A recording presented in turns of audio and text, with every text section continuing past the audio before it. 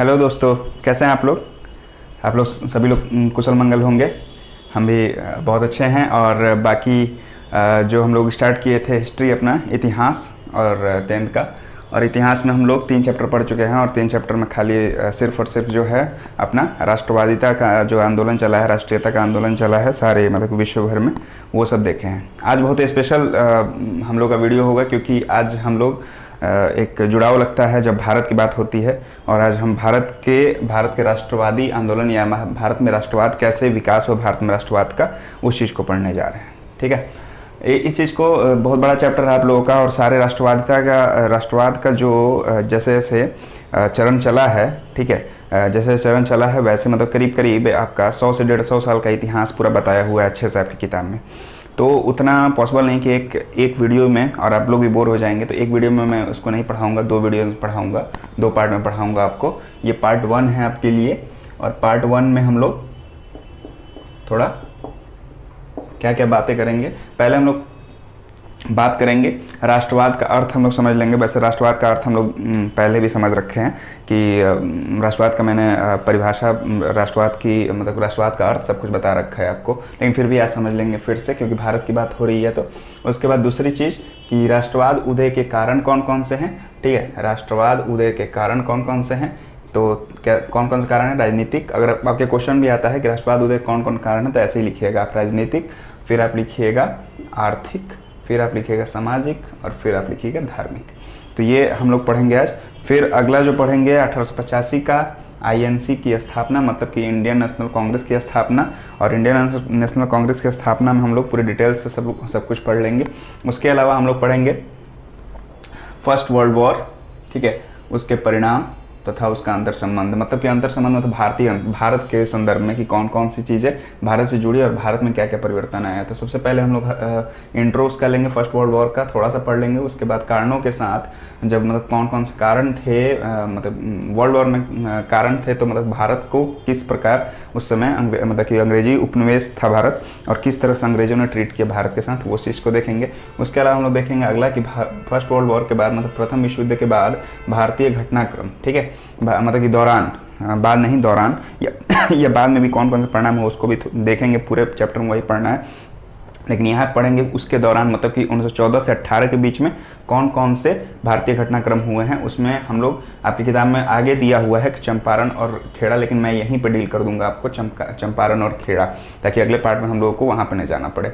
उसके अलावा हम लोग पढ़ेंगे फर्स्ट वर्ल्ड वॉर का भारत पर प्रभाव, ठीक है, मतलब कि वही चीज़ कि उसके बाद क्या प्रभाव हुआ भारतीयों की, मतलब मानसिकता में कैसे चेंज आया, राष्ट्रीयता का विकास कैसे हुआ, और सारी चीज़ें वो सब पढ़ेंगे। उसके अलावा हम लोग पढ़ेंगे लास्ट टॉपिक कि रॉलेट एक्ट, उसका विरोध, और सबसे दुखद घटना हम लोगों के भारतीय इतिहास में जालियांवाला बाग हत्याकांड, ठीक है, और इससे कितना बड़ा परिवर्तन आया। क्वेश्चन आपके लघुत्तरीय या दीर्घोत्तरीय में आ सकता है कि जालियांवाला हत्याकांड का कितना बड़ा प्रभाव हुआ राष्ट्रीय आंदोलन पर, चाहे राष्ट्रीयता का विकास किस प्रकार, मतलब कि जालियांवाला बाग हत्याकांड के बाद किस प्रकार हुआ भारतीयों में। तो ये चीज़ बहुत अच्छा चैप्टर है, और इसी को समझने की हम लोग धीरे धीरे कोशिश करेंगे। अब हम लोग आते हैं अपने पहले टॉपिक पे, टाइम न जाया करते हुए, राष्ट्रवाद का अर्थ। ठीक है, अब राष्ट्रवाद का अर्थ मैंने पहले भी पढ़ा चुका हूँ, और राष्ट्रवाद जैसे ही आता है वैसे ही मैं बोलता हूँ ना एक लाइन में कि इमोशंस, जो भावनाएं हैं आपकी, वो जुड़ जाती हैं किससे, ना आपकी भावनाएं जुड़ती हैं क्षेत्रवादिता से, ना बिहारी रह जाते हैं, ना मराठी रह जाते हैं, ना दक्षिण भारतीय रह जाते हैं, ना उत्तर भारतीय रह जाते हैं, ना दिल्ली वाले रह जाते हैं, ना मुंबई वाले रह जाते हैं, कुछ नहीं रह जाते हैं आप हो जाते हैं भारतीय। आपका धर्म जो है, ना हिंदू रह जाता है, ना मुस्लिम रह जाता है, ना सिख, ना ईसाई, ना बौद्ध, ना जैन, आपका धर्म हो जाता है भारतीय धर्म। उसके अलावा जो हमारा क्या बोलते हैं जाति हो जाती है, वो भारतीय हो जाती है। ना आप यहाँ पे राजपूत रह जाते हैं, ना मतलब क्षत्रिय रह जाते हैं, ना वैश्य रह जाते हैं, ना शूद्र रह जाते हैं, ना ही क्या बोलते हैं, ना ब्राह्मण रह जाते हैं, कुछ नहीं रह जाते हैं आप। तो आपकी जो भावनाएं हैं सीधे और सीधे तौर पर किससे जुड़ जाती है, अपने भारत से। तो भारत का मतलब कि एक आपका जब भारत से जुड़ जाना, मतलब एक आपकी संस्कृति, एक आपका जात, एक आपका धर्म, एक आपका मतलब कि मजहब, सब कुछ जो है आपका सिर्फ और सिर्फ भारत से जुड़ जाए। जब मतलब जैसे ही आप राष्ट्र के नाम पे आप एकजुट हो जाएं, तो वो होता है राष्ट्रवाद। ठीक है, आपके अंदर राष्ट्रवाद तभी आता है जब आप इन सब चीज़ों को मतलब कि इग्नोर करते हैं अपनी ज़िंदगी में, मतलब कि अलग अलग संस्कृतियों को आप छोड़ते हैं, अपनी जात की छोड़ते हैं, अपने धर्म को छोड़ देते हैं और सिर्फ भारत के बारे में सोचते हैं, ठीक है, और अपने देश की रक्षा, अपने देश के हित के बारे में सोचते हैं, तो वहाँ पे राष्ट्रवाद आपके अंदर आ जाता है और यही है राष्ट्रवाद का असली अर्थ, ठीक है। उसके अलावा हम लोग आते हैं दूसरा कि राष्ट्रवाद उदय के कारण कौन कौन से हो सकते हैं। तो राष्ट्रवाद उदय के कारण हर जगह अलग अलग होते हैं, लेकिन एक चीज़ है कि उस समय जो सिनारियो है, जो परिदृश्य है विश्व का, हम लोग जानते हैं ब्रिटिश उपनिवेश है भारत, और जितने भी उपनिवेश हैं इन्हीं सब चीज़ों के साथ संघर्ष कर रहे हैं। उनके पास राजनीतिक संकट है, उनके पास आर्थिक संकट है, उनके पास सामाजिक कारण है, सामाजिक संकट है, उसके अलावा धार्मिक कारण हो सकता है। तो ये सारी चीज़ें जो हैं मतलब बिलोंग करती हैं किससे? राष्ट्रवाद के उदय से, ठीक है। तो राष्ट्रवाद के उदय में सबसे पहला जो हम लोग पढ़ेंगे राजनीतिक, और राजनीतिक मतलब क्या कि राज्य की जो नीतियां हैं उस समय जो ब्रिटिश उपनिवेश भारत है उसमें ब्रिटिश सरकार द्वारा किस तरह की, जो मतलब अंग्रेजों द्वारा जो किस तरह की नीतियां बनाई जा रही हैं, और कौन कौन से कारण हैं, कौन कौन से अधिनियम आ रहे हैं, कौन कौन सी ऐसी नीतियां हैं जो कि भारत के लोगों में उनके खिलाफ गुस्सा या मतलब उनके खिलाफ एकजुट होने की प्रेरणा दे रही हैं या प्रेरणा स्रोत है, ठीक है। उसमें सबसे पहले आता है आपका 1858 का अधिनियम। अब 1858 का अधिनियम कब आता है, थोड़ा सा बैकग्राउंड में मैं आपको ले जाता हूँ। तो 1858 से पहले सबसे बड़ा जो विद्रोह हुआ है हमारा एकजुट विद्रोह, जो सिपाही विद्रोह कह सकते हैं, या मतलब कि एक राष्ट्रीय विद्रोह जो कहते हैं, वो होता है 1857 का विद्रोह, ठीक है। 1857 के विद्रोह में हम लोग तो जानते हैं, हम यहाँ के हैं भोजपुर के, तो यहाँ से वीर कुंवर सिंह ने मतलब यहाँ से बिहार का ही समझ लीजिए कि बिहार का नेतृत्व किया है वीर कुंवर सिंह ने। वैसे पटना से स्टार्ट हुआ था और पटना से कोई मुस्लिम है, याद नहीं आ रहा नाम, लेकिन यहाँ से जो बात होती है बिहार की, जहाँ तक बात आती है 1857 का विद्रोह आता है तो वहाँ पर वीर कुंवर सिंह का नाम जरूर आ जाता है, ठीक है। तो यही 1857 का विद्रोह जो होता है, 1857 के विद्रोह में पहली बार देखने को मिलता है, चाहे वो हिंदी हो, मुस्लिम हो, चाहे किसान हो, चाहे मतलब कि जो भी लोग हैं, जो भी शोषण के शिकार हुए हैं, चाहे मतलब शोषित होते आए हैं ब्रिटिश उपनिवेश के द्वारा, उनका एक गुस्सा और उनकी एक एकता देखने को मिलती है पहली बार 1857 के विद्रोह में। और याद आ रहा है मुझे कि 10 मई 1857 में मेरठ से ये स्टार्ट होता है। उसके बाद दिल्ली में बहादुर शाह जफर, ठीक है, और वहाँ पे नेतृत्व उनको दिया जाता है, मतलब नाम का नेतृत्व होता है, ठीक है। उसके बाद ये धीरे धीरे सारे देश में फैल जाता है और वीर कुंवर सिंह इसमें बहुत ही बड़ा योगदान निभाते हैं। तो इसके बाद क्या होता है कि अब लगता है अंग्रेजी सरकार को कि पहली बार इन लोगों में एकजुटता आई है, मतलब कि पहली बार झलक मिल जाती है हम लोग किस चीज़ की, जो हम लोग बात कर रहे हैं पूरे चैप्टर में, राष्ट्रवाद की जो पहली झलक मिलती है। आपको क्वेश्चन आ सकता है या आपके मन में जब भी बैठे या कोई क्वेश्चन पूछे कि 1857 मतलब कि राष्ट्रवाद की पहली झलक भारत में कब मिलती है देखने को, तो वो 1857 का विद्रोह है। अब इसी को दबाने के लिए अब लगता है कि ब्रिटिश सरकार को लगता है, वहां पे ब्रिटेन में लगता है, वहां पे महारानी विक्टोरिया को, कि कहीं ना कहीं लोगों का ज्यादा शोषण हो रहा है, या मतलब कि उस समय कंपनी का अधिकार, 1857 तक आप याद रखिए कंपनी का अधिकार है, उस समय ब्रिटिश सरकार का मतलब अधिकार भारत पर नहीं है, और कंपनियां ही चला रही हैं यहाँ पे आके, और भारत का शोषण कर रही है, भारत के लोगों का शोषण कर रही है, ठीक है। तो उनको लगता है कि अब कंपनियों के हाथ से जो है सारा जो सत्ता है वो अपने हाथ में, सरकार के हाथ में, डायरेक्ट सरकार चलाए भारत को। तो इस चीज़ का 1858 अधिनियम है, और इसी चीज़ से पहली बार शुरुआत होती है। लोगों को लगता है कि कहीं ना कहीं ब्रिटिश उपनिवेशवाद जो मतलब कि आया था बिजनेस करने, यहाँ पे औद्योगिक अपना ये क्षेत्र फैलाने, अब धीरे धीरे औपनिवेशिक मतलब कि साम्राज्यवादी विस्तार चाहता है, और पहली बार लोगों को लगता है कि हमें इसके खिलाफ आवाज़ उठानी चाहिए 1858 अधिनियम में। उसके बाद दूसरी जो नीति आती है 1878 में लीटन की, लॉर्ड लीटन कहते हैं, लेकिन मैंने लीटन लिखा है, लॉर्ड क्या लगाना है, लॉर्ड क्यों लगाएंगे। तो 1878 की लीटन द्वारा जो वर्नाक्यूलर प्रेस एक्ट है और 1879 का आर्म्स एक्ट है। अब ये समझ लीजिए, वर्नाक्यूलर प्रेस एक्ट जो लीटन के द्वारा आता है, इसमें बोला जाता है कि जितने भी पत्रिकाएं, जितने भी समाचार पत्र, जितने भी साप्ताहिक पत्रिकाएं, चाहे मतलब कि जितने भी लेखक हैं वहाँ पे, जो विद्रोह की क्या मतलब कि समाज के चीज़ों को, चाहे शोषण को, भारतीय शोषण के विरुद्ध आवाज़ उठा रहे हैं, भारतीय शोषण के विरुद्ध आवाज़ उठा रहे हैं और लोगों में एकजुटता लाने की कोशिश कर रहे हैं, विद्रोह मतलब कि लाने की कोशिश कर रहे हैं, वो उनको ये कहता है, इसी के खिलाफ आता है। और ये ये एक एक्ट लेके आता है, वर्नाक्यूलर प्रेस एक्ट, और सभी प्रेस जो भी प्रेस होते हैं जहाँ पे छपाई होती है उन सभी मशीनों को, उन सभी चीज़ों को बंद कर दिया जाता है। ठीक है, ये दमनकारी चीज़ हुई। अब देखिए धीरे धीरे यहीं से मतलब कि अब आग जो है फैलती जाएगी। ठीक है, अब यहाँ से आग फैलती जाएगी और 1947 में लोग को आज़ादी मिलती है, और यही शुरुआत होती है 1858 के अधिनियम, फिर 1878 का लीटन का वर्नाक्यूलर प्रेस एक्ट, उसके बाद 1879 में आर्म्स एक्ट। अब आर्म्स एक्ट के तहत क्या है कि भारतीयों को बोल दिया गया कि आपके पास एक भी हथियार नहीं रहेगा, आप मतलब डिफेंस के लिए रखिए, चाहे किसी चीज़ के लिए रखिए, चाहे अब उस समय तो बहुत सारे राजवाड़े भी थे ना, तो उस समय बहुत सारे राजवाड़े भी थे, उन सबसे मतलब कि क्या बोलते हैं हथियार जो हैं वो खत्म करवा दिए थे, ताकि लोग विद्रोह ना कर सके, लोग कभी भी हिंसक ना हो सके, क्योंकि 1857 के विद्रोह में बहुत बड़े पैमाने पर हिंसा होती है। उसके बाद आता है आपका 1899 का Curzon, Lord Curzon Calcutta corporation act. ठीक है, 1899 का लॉर्ड कर्जन का कोलकाता कॉर्पोरेशन एक्ट, इसमें आता है कि नगर पालिका में जो संख्या होती है, निर्वाचित लोगों की संख्या जो होती है उसको हटा दिया जाता है, और मतलब कि बिना निर्वाचित हुए, मतलब कि जो ब्रिटिश सरकार द्वारा वहाँ पे मनोनीत किए जाते हैं उन सदस्यों की संख्या बढ़ा दी जाती है, ताकि मतलब ब्रिटिश सरकार का जो है आधिपत्य यहाँ पे बना रहे।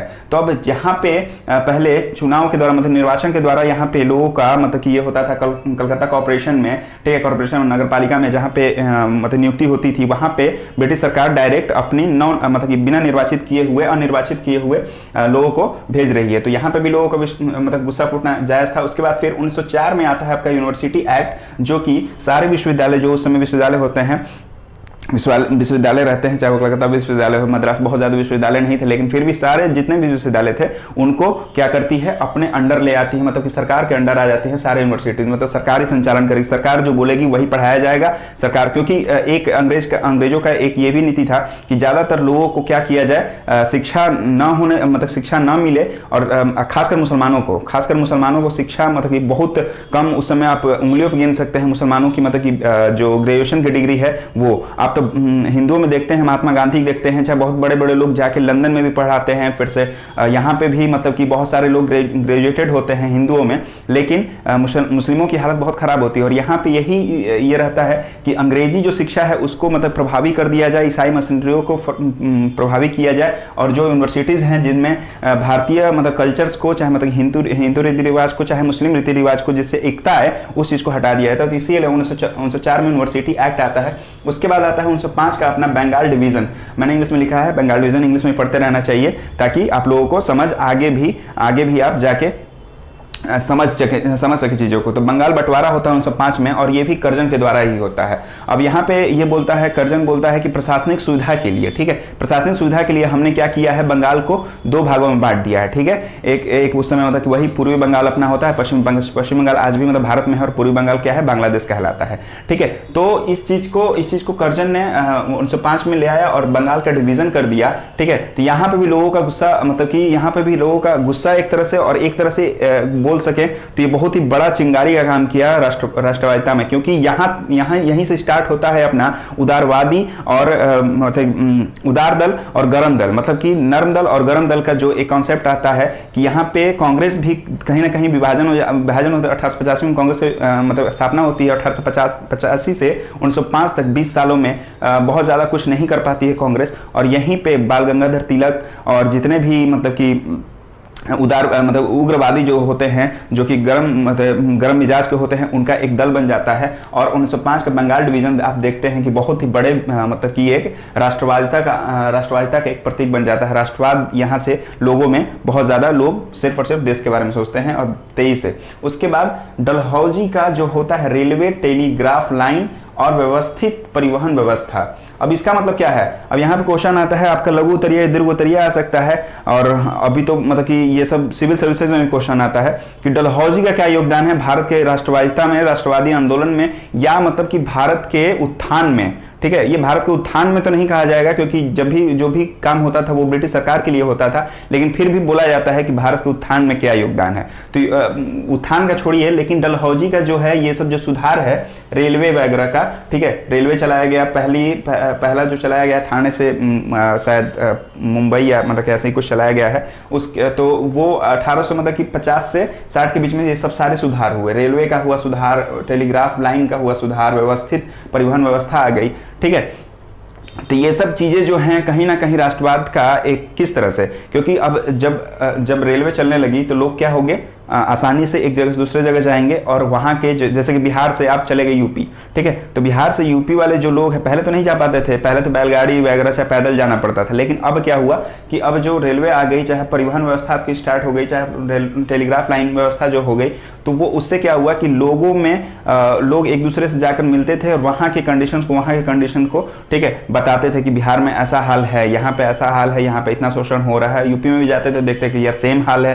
पूरे देश के लोग समझने लगे कि सब जगह का हाल एक ही है और सबको एकता के रूप में मतलब कि संगठित होकर और एक होकर अब अंग्रेज सरकार के खिलाफ युद्ध करना चाहिए, मतलब कि विद्रोह करना चाहिए और अपना हक मांगना चाहिए। तो यहाँ से जो है इन सब चीज़ों से जो है मैं बताना चाह रहा था कि राष्ट्रवाद उदय का सबसे बड़ा कारण है राजनीतिक। उसके बाद हम लोग आते हैं आर्थिक कारण पे अपने, और आर्थिक कारण में क्या होता है सबसे पहले कि आर्थिक कारण में 1857 का विद्रोह इसी तरह होता है कि ज़्यादातर जो है जमींदार वगैरह होते हैं उनका मतलब कि कहीं ना कहीं शोषण हो रहा होता है।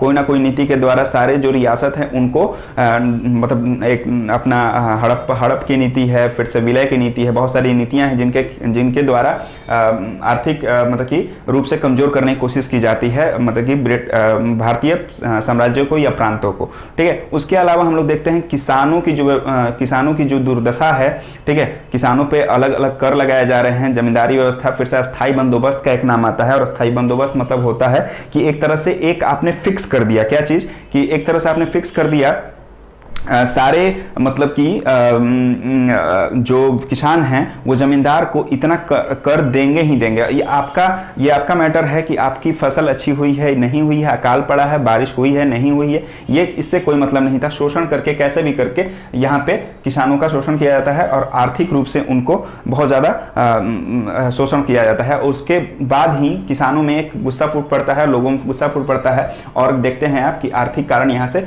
ये होता है, 1857 का विद्रोह होता है। उसके बाद हम लोग देखते हैं सामाजिक कारण। अब सामाजिक कारण में क्या होता है कि समाज में जो होता है दो तरह के वर्ग बांट दिए जाते हैं। जब से ब्रिटिश सरकार आती है और ब्रिटिश उपनिवेश जब भारत बनता है उसके बाद धीरे धीरे जो होता है अंग्रेज, वैसे भी गोरे लोग मतलब कि ब्लैक्स को अभी भी चलता है, अभी भी अमेरिका में चल रहा है, अफ्रीका में भी मतलब कि बहुत हद तक खत्म हो चुका है नेल्सन मंडेला के उसके बाद, लेकिन फिर भी बहुत सारी जगह ऐसा चल रहा है, ठीक है। तो ये चीज़ जो हुआ कि सामाजिक कारण में हुआ कि सामाजिक जो प्रभाव है, ब्रिटिश हमेशा अपने आप को ऊंचा समझने लगे। भारतीयों को जो अपना प्रशासनिक सेवा होता है, सिविल सर्विसेज की जो सेवा होती है, उससे बिल्कुल ही उतना कठिन कर दिया गया उन लोगों के लिए कि वो उसमें सेलेक्ट नहीं हो पाते थे। अगर सेलेक्ट होते भी थे तो उनको किसी ना किसी बहाने से या कैसे भी करके बेइज्जत करके निकाल दिया जाता था।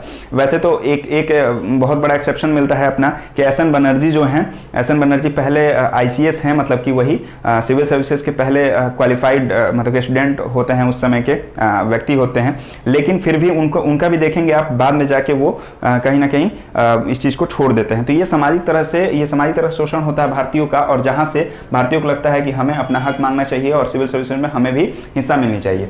उसके बाद धार्मिक कारण आता है। धार्मिक कारण का क्या मतलब है? धार्मिक कारण का मतलब ये है कि इसमें बहुत बड़े नाम आते हैं, जैसे कि राजा राम मोहन राय का नाम आता है सबसे पहले सामाजिक सुधार में, चाहे धार्मिक सुधार में। उसके बाद बाल गंगाधर तिलक का भी आता है, उसके बाद आता है आपका दयानंद सरस्वती का, उसके बाद स्वामी विवेकानंद का, सबका आपने नाम सुना होगा। इन्होंने सबने एक ही चीज बोला कि आप एक तरह से एकजुट होइए, ठीक है, एकजुट होइए। भारतीय मतलब कि जो हिंदुत्व है, चाहे मतलब कि जो भारतीय संस्कृति है, चाहे वो भारतीय धर्म है, उसको आप समझने की कोशिश कीजिए और उसको लेके आप गौरवान्वित महसूस कीजिए अपने आप को, ठीक है, प्राउड फील कीजिए। और अपने आप में राष्ट्रवादिता का जो आप क्रिश्चियनिटी को, चाहे मतलब बहुत वहाँ पे अभी लोग थे जो कि मुरीद हो गए थे अंग्रेजों के, ठीक है, जिनको लाभ हो रहा था, बहुत सारे लोग थे, ठीक है। 1857 के विद्रोह में बहुत ज़्यादा लोगों ने मतलब कि इनका अंग्रेजों का साथ दिया था, ठीक है। और आगे भी जाके आप देखेंगे, आप आगे भी आप जाके देखते हैं, कांग्रेस में भी बहुत लोगों को उन्होंने क्या कर लिया था, अपने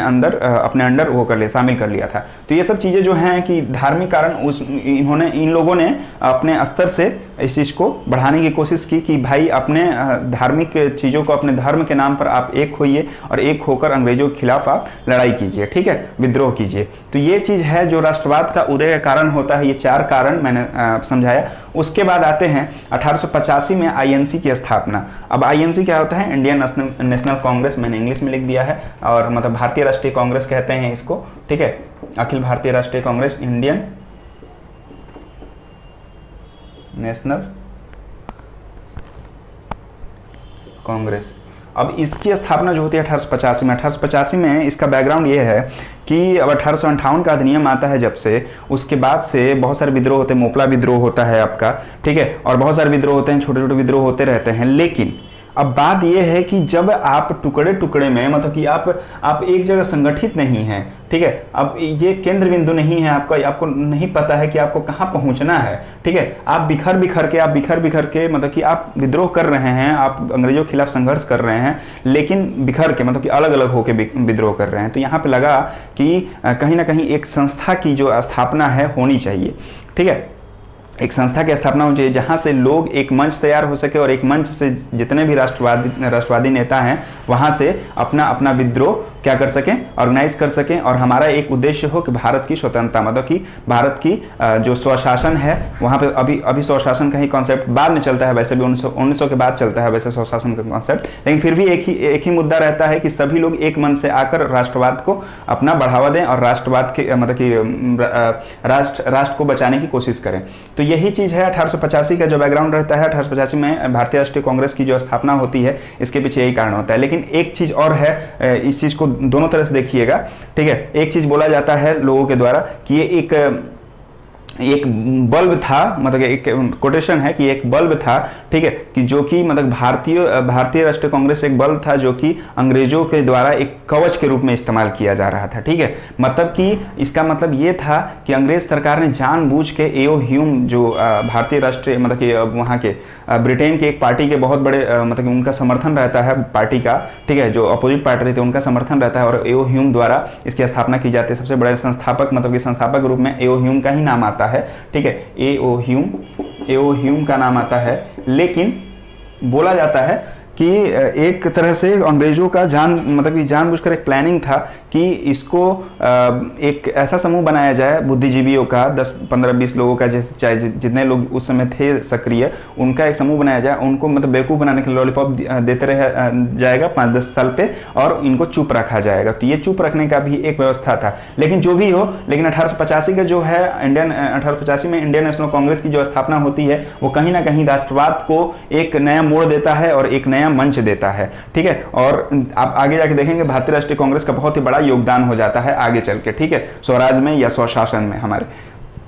उसके बाद आते हैं हम लोग जो अपना अगला टॉपिक है कि फर्स्ट वर्ल्ड वॉर, परिणाम तथा अंतर संबंध, मतलब कि पहला विश्व युद्ध और उसके परिणाम क्या हुए और उसका अंतर संबंध किस तरह से भारत से है, ठीक है। उसके पहले मैं फर्स्ट वर्ल्ड वॉर का इंट्रो मैंने लिखा है, और इंट्रो मतलब मैं इसको थोड़ा सा आपको बता दूं कि फर्स्ट वर्ल्ड वॉर जो है वो हुआ था मित्र राष्ट्र और ध्रुवी राष्ट्र के बीच में। मित्र राष्ट्र में कौन कौन से लोग थे? मित्र राष्ट्र में थे कौन? अपने ब्रिटेन, ठीक है, सबसे पहले ब्रिटेन, उसके बाद फ्रांस, ठीक है, और फ्रांस के बाद थे अपने क्या नाम है रूस।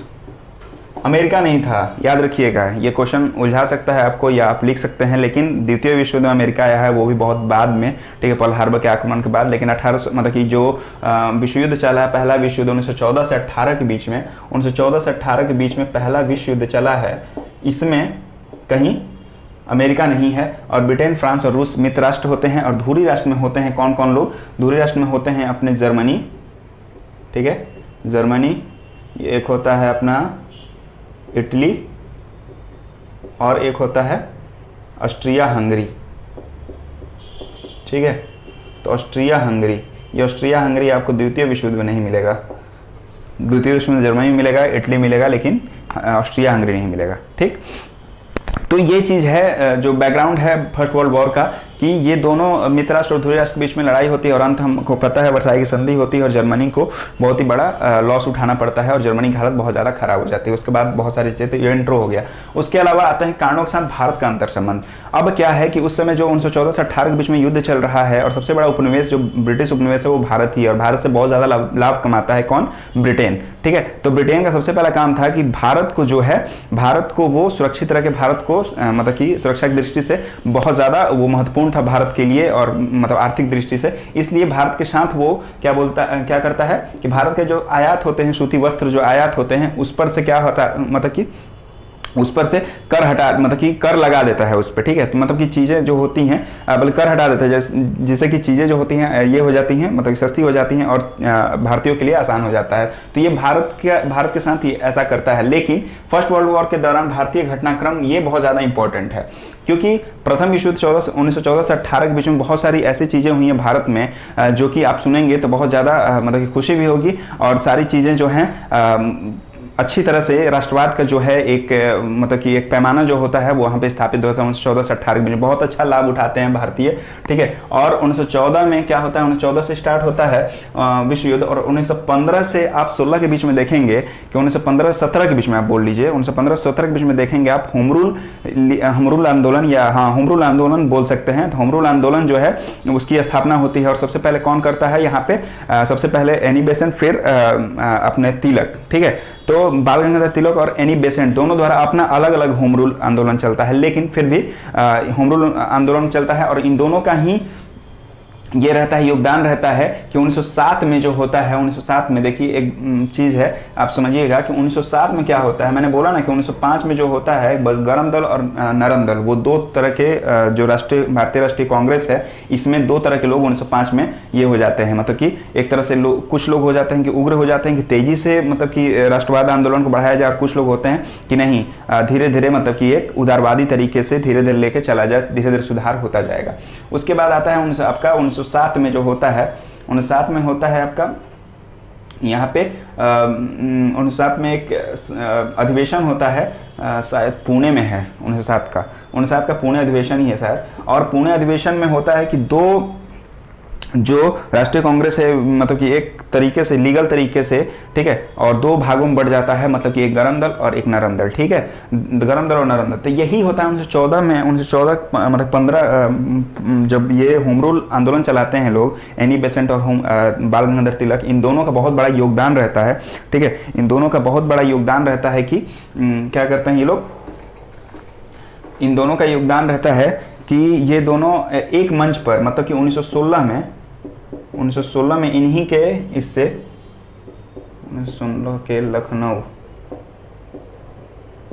लखनऊ अधिवेशन, 1916 के लखनऊ अधिवेशन द्वारा दोनों एक मंच पर आते हैं, मतलब कि गरम दल और नरम दल एक मंच पर आ जाता है। ठीक है, और चीज़ें जो होती हैं अच्छे से सुचारू रूप से चलने की ये हो जाती है, मतलब उदार और अनुदार दोनों जो होते हैं वो एक मंच पर आते हैं लखनऊ अधिवेशन में। तो ये एक बहुत बड़ी घटना होती है और अच्छी घटना होती है कि दोनों एक मंच पर आ जाते हैं। उसके अलावा जो होता है 1917 में होता है आपका चंपारण सत्याग्रह और 1918 में होता है आपका खेड़ा सत्याग्रह। ठीक है, तो चंपारण सत्याग्रह के बारे में आप लोग सुने ही होंगे और चंपारण जिला आप लोग जानते ही हैं कहाँ पे है, सीधे बिहार के सबसे मतलब कि आप कह सकते हैं उत्तरी कोना। ठीक है, उत्तरी कोना में आपका हो जाएगा सबसे पहले पश्चिमी चंपारण, फिर उसके नीचे आता है पूर्वी चंपारण।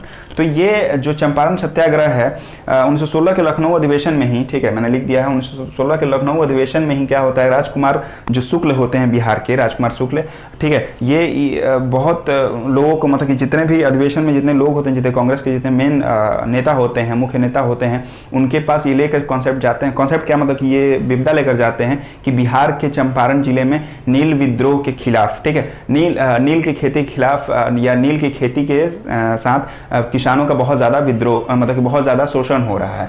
अब नील का खेती क्या था कि नील की खेती में था कि जितने भी जैसे कि 20 भाग का होता है एक कट्ठा, ठीक है, 20 भाग का एक कट्ठा होता है, ठीक है, एक कट्ठा सुनते होंगे आप, ठीक है, बिस्सा कहते हैं यूपी में, 20 भाग का एक कट्ठा होता है और उसका जो होता है 20 बाई 3 जो होता है, 20/3 भाग जो होता है, ठीक है, मतलब कि एक 20वें हिस्से के 3 भागों पर क्या करना होगा, आपको नील की खेती करनी होगी। ये 3 कठिया पद्धति कहते थे इसको। अब क्वेश्चन आ सकता है आपका छोटा सा मतलब कि लघु उत्तरीय में कि 3 कठिया पद्धति किसे कहते हैं।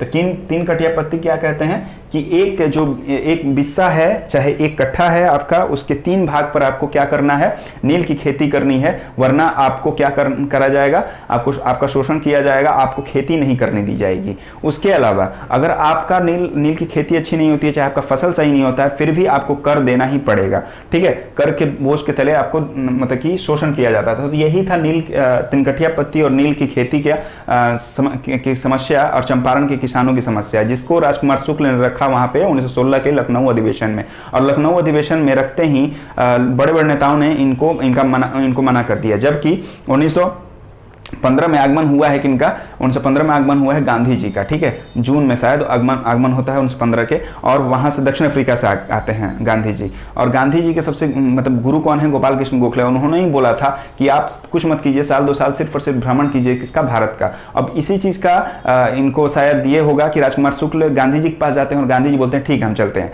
ठीक है। लेकिन गांधी जी का जो औहदा है इतना भी छोटा नहीं था, क्योंकि दक्षिण अफ्रीका में अकेले दम पर, ठीक है, वहां पे मतलब कि पराये देश में जाकर और भारतीयों का हक दिलाया था इन्होंने, ठीक है। सभी लोग जानते थे उनसे, मतलब बहुत ज्यादा प्रभावित थे, जनता भी बहुत ज्यादा प्रभावित थी। और यहाँ पे जैसे ही आते हैं चंपारण में, चंपारण के कार्यालय पहुंचते हैं, वहां के जो अधिकारी होते हैं वो उसको एक तरह से लोक शांति के लिए खतरा मानते हैं और गांधी जी को बोलते हैं कि आप वापस लौट जाइए। उनको क्या किया जाता है कि कोर्ट में पेश किया जाता है और गांधी जी बिल्कुल अड़िग नहीं होते और बोलते हैं कि नहीं, मैं नहीं जाऊंगा, ठीक है, मैंने कुछ गलत नहीं किया है, मैं आया हूं सिर्फ और सिर्फ यहाँ पे लोगों की अपने लोगों की विपदा सुनने के लिए और उनके समाधान करने के लिए। मैं कोई भी, क्योंकि यहाँ पे गांधी जी का जो कॉन्सेप्ट है सत्य और अहिंसा का बहुत बड़ा हाथ है, क्योंकि यहाँ पे वो उग्र आंदोलन या मतलब ऐसा कुछ विद्रोह करने नहीं आए थे, सिर्फ और सिर्फ सत्य और अहिंसा के नाम पर ये सत्याग्रह करने आए थे। इसीलिए चंपारण को सत्याग्रह का नाम दिया जाता है, सत्य के नाम पर आग्रह करने आए थे, ठीक है।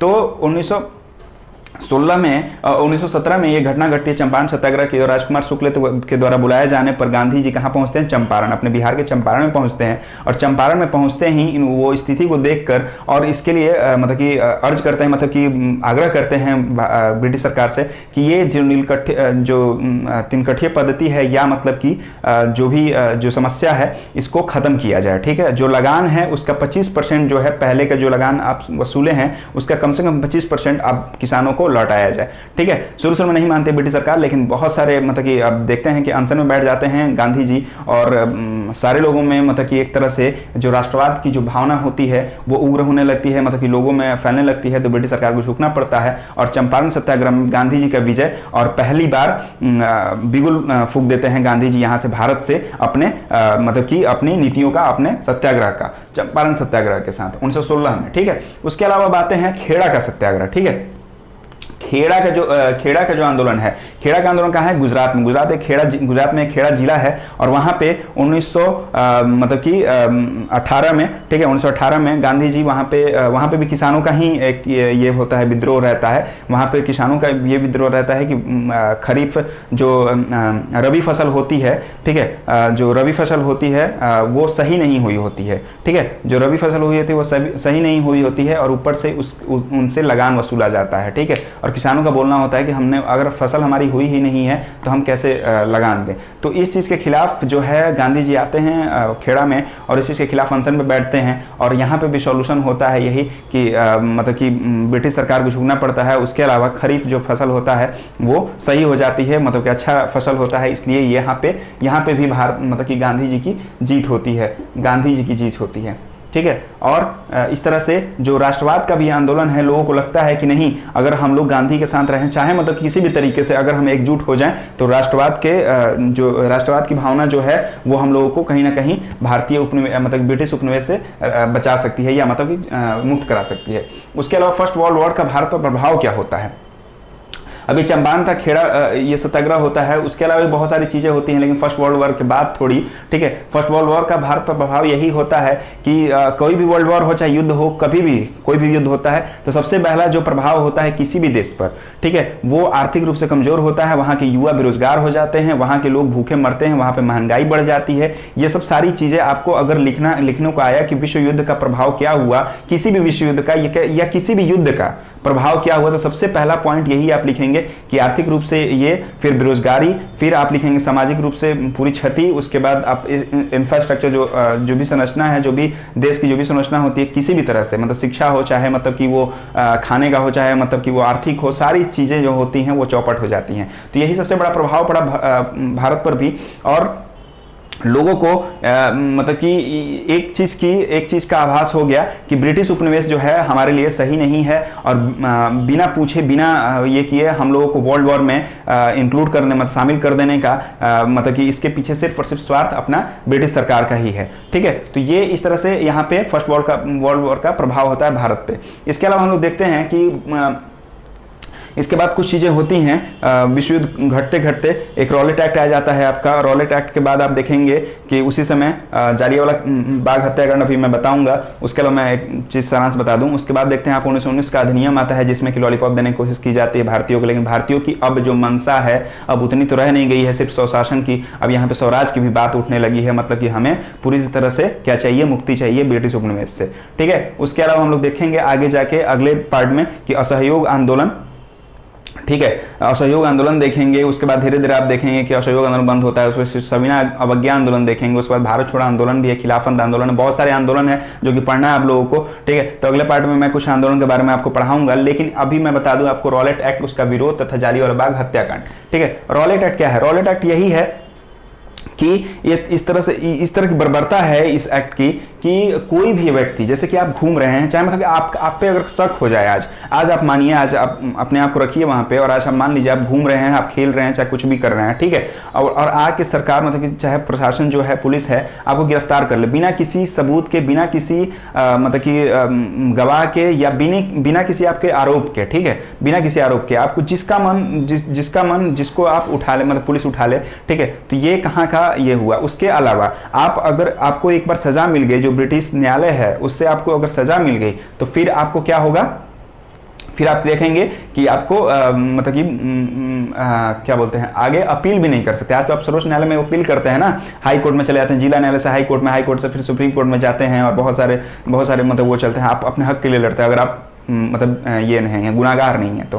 ठीक है। लेकिन यहाँ पे रॉलेट एक्ट में यही किया जाता है कि जबरदस्ती जो है कानून थोप दिया जाता है भारतीयों पर, और किसी को भी गिरफ्तार किया जा सकता है, और किसी का मुकदमा चला जा सकता है, किसी को भी सजा दी जाती है, उसके खिलाफ अपील नहीं की जा सकती है, ठीक है। रॉलेट एक्ट यही था। अब इसी के विरोध में क्या है कि जो डॉक्टर सत्यपाल हैं, ठीक है, डॉक्टर सत्यपाल और जो एक किचलू नाम है, दो लोग हैं जो कि इसका विरोध कर रहे होते हैं, बहुत बड़े नेता होते हैं, ठीक है, मतलब कि अमृतसर में, पंजाब में, ठीक है, और वहां से वो लोग विद्रोह कर रहे होते हैं, और वहीं पे उन लोगों की भी ऐसे ही गिरफ्तारी कर ले, सिर्फ विद्रोह करने के लिए, मतलब कि इसके खिलाफ आवाज उठाने के लिए उनका गिरफ्तारी कर लिया जाता है। इसी के खिलाफ क्या होता है कि 6 अप्रैल को, ठीक है, उनकी गिरफ्तारी होती है, और 13 अप्रैल, ठीक है, 13 अप्रैल 1919 को सभा हो रही होती है अपने अमृतसर के जालियांवाला बाग में, ठीक है। अमृतसर के जालियांवाला बाग में सभा हो रही होती है इसके खिलाफ कि कैसे करके इस आंदोलन, मतलब रॉलेट एक्ट के खिलाफ आंदोलन किया जाए, और किचलू जो हैं और डॉक्टर सत्यपाल उनको रिहा कराया जाए, ठीक है। तो इस चीज़ के खिलाफ सभा हो रही होती है, तभी एक बहुत ही मतलब कि अब गाली निकलता है, लेकिन फिर भी पढ़ा रहा हूँ तो बोल नहीं सकता, लेकिन जनरल डायर होते हैं, और जनरल डायर जो होते हैं वो वहाँ पे जाके आदेश देते हैं। एक ही दरवाज़ा होता है उस मैदान का, सोचिएगा थोड़ा, सोचिएगा एक सिर्फ ये हो, एक आपका मैदान हो, एक पार्क हो, बाग हो, और सिर्फ एक एग्जिट हो यहाँ से, ठीक है, और यहाँ पे लोग बैठे हुए हैं, सभा कर रहे हैं, ठीक है, हजारों की संख्या में लोग हैं और सभा कर रहे हैं, और यहाँ से चारों तरफ से तोप लगा दिया जाए, या स्टेन गन, या मतलब जो भी बंदूकें हैं वो लगा दिया जाए, और यहाँ से मतलब कि ये कर दिया जाए, ऑर्डर दे दिया जाए कि गोलियाँ चले। कितनी बर्बरता है, मतलब कि भेड़ बकरियों वाली चीज़, मतलब कि पशु भी ना करे ऐसा, ठीक है। तो ये चीज़ होता है भारतीयों के साथ, और ये बहुत ही बड़ा हत्याकांड होता है। यहाँ पे हज़ारों लोग मारे जाते हैं, ठीक है, गोलियों से, और कुछ लोग कुआं होता है उसमें कूद के मर जाते हैं, बहुत लोग मतलब कि ऐसे भगदड़ में मर जाते हैं। तो ये होता है जालियांवाला बाग हत्याकांड। उसके बाद क्या होता है कि उसके बाद बहुत ही बड़ा एक मोड़ आता है कि यहाँ पे बहुत बड़े बड़े नाम आते हैं यहाँ पे आपको देखने के लिए कि रविन्द्रनाथ टैगोर जो हैं वो छोड़ देते हैं क्या, नाइटहुड की उपाधि उनको मिली होती है, ब्रिटिश सरकार द्वारा नाइटहुड की उपाधि दी जाती थी जो लोग मतलब कि सर्वोच्च मतलब कि काम करते थे किसी फील्ड में, या मतलब कि बहुत अच्छे मतलब कि एक अच्छे राजनीतिज्ञ या मतलब जो भी हों, ठीक है, तो उनको जो है नाइटहुड की उपाधि मिलती थी। उनको रविन्द्रनाथ टैगोर उसकी जो है उपाधि त्याग देते हैं। उसके अलावा एक श्री कृष्ण नायर हैं, श्री कृष्ण नायर करके हैं, वो कार्यकारिणी मतलब वायसराय का जो कार्यकारिणी है उसमें थे, उसको वो उससे वो इस्तीफा दे देते हैं। उसके अलावा जो गांधी जी का होता है केसरे हिंद की उपाधि मिली होती है, शायद ब्रिटिश सरकार के द्वारा ही मिली होगी, तो केसरे हिंद जो उपाधि है इसको भी वो त्याग देते हैं। तो इस तरह से बहुत ही बड़ा एक इम्पैक्ट देखने को मिलता है जालियांवाला बाग हत्याकांड का। 1919 का अधिनियम भी आ जाता है उसके बाद, और उसके बाद आप देखेंगे असहयोग आंदोलन जो चलाते हैं गांधी जी, इसमें बहुत ही बड़ा मतलब कि बहुत ही बड़ा सैलाब, जन सैलाब एक तरह से भारत और मुस्लिम का मतलब आखिरी बार मुझे लगता है, हाँ आखिरी बार आपको देखेगा एकता, आपको राष्ट्रवादिता मतलब कि फैल रही है, लेकिन फिर भी भारत और मुस्लिम और सारे जो मतलब कि जितने भी लोग हैं करीब भारत के जितने भी पब्लिक है, चाहे वो मध्यवर्गीय चाहे उच्च वर्गीय चाहे मतलब कि जो भी, वो सारे शामिल होते हैं इस आंदोलन में, असहयोग आंदोलन में, ठीक है। और खिलाफत आंदोलन उसी बीच चल रहा होता है। खिलाफत आंदोलन के बारे में मैं आगे अगले वाले क्लास में पढ़ाऊंगा। ये मुस्लिमों का आंदोलन था, लेकिन ये भी कहीं ना कहीं रिलेटेड था, विश्व युद्ध से ही रिलेटेड था, और विश्व युद्ध का ही परिणाम था खिलाफत आंदोलन, चाहे असहयोग आंदोलन, चाहे 1919 का अधिनियम। इन सब सारी चीज़ों के बारे में हम लोग अगली क्लास में पढ़ेंगे। तो ठीक है, मैं ये पहला पार्ट हमारा खत्म होता है, अगले पार्ट में हम लोग वो सब सारी चीज़ें पढ़ेंगे। Okay, bye.